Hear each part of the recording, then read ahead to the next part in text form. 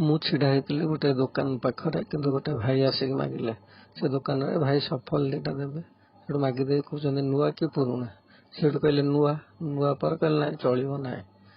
ମୁଁ ସେଠୁ କହିଲି କିରେ ଭାଇ ସଫଲ ତ ଖାଉଛ, ପୁରୁଣା ସରିଗଲାଣି, ଧର ନୂଆଟା ଆସିଛି, ନାଇଁ ଭଲ ଲାଗୁନି। ମୁଁ କହିଲି ଟୋଟାଲ ତ ତାହେଲେ ସଫଲ ଖିଆ ଛାଡ଼ିଦେବ, କାହିଁକିନା ସେଇ ପ୍ରିଣ୍ଟେଡ୍ ହେଇକି ଆସିବ, ପୁରୁଣା ଆଜି ନହେଲେ କାଲି ଭିତରେ ସରିବ ସମସ୍ତଙ୍କ ପାଖରେ। ଖାଇବାଟା ବନ୍ଦ ହବ କି? ହବନି ନା। କିନ୍ତୁ ଆଜି ଖାଇଲେ କ'ଣ, ବିଷ ତ ଖାଉଛ, ଖାଇ ଚାଲିବ। ପୁରୁଣାରେ ବେଶୀ ବିଷ ଥିଲା, ଯୋଉଟା କି କାଚ ଗୁଣ୍ଡ ଦିଆ ହଉଥିଲା, ସବୁ ଏମିତି ମିଶୁଥିଲା। ନୂଆଟାରେ ଟିକେ ଅଲଗା କରିକି ଛାଡ଼ିଛି, ତାର 60 ବର୍ଷ ହେଇଗଲା ବୋଲି ସେ ଭାବିଲେ କି ଆଉ ଭଲ ଜିନିଷ ଟିକେ ଦବା, ଖରାପ ଆଉ ଆଗକୁ ଦବା ନାହିଁ।